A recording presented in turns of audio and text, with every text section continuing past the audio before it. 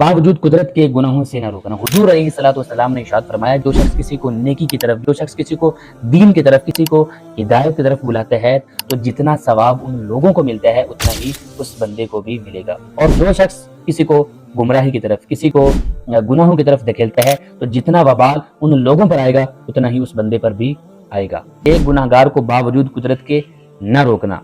हुजूर अलैहिस्सलाम ने इरशाद फरमाया कि अगर उम्मत में कोई गुनाह का इर्तिकाब करता है, माशरे में, गाँव में, किसी मोहल्ले में कोई शख्स गुनाह का इर्तिकाब करता है और वो कौम, वो माशरा, वो मोहल्ला, वो गाँव उस बंदे को गुनाहों से नहीं रोकते, तो फरमाया अल्लाह ताला उनको मरने से पहले पहले उन पर अजाब को मुसल्लत फरमा देती है। यानी वो गुनाहों के अंदर मुब्तला होते हैं, उन पर अजाब तो होगा, लेकिन जो न रोकने वाले हों, जो उनकी हौसला अफजाई करने वाले हों और उनको गुनाहों से रोकते नहीं हैं, वो भी अजाब के मुस्तहिक होंगे।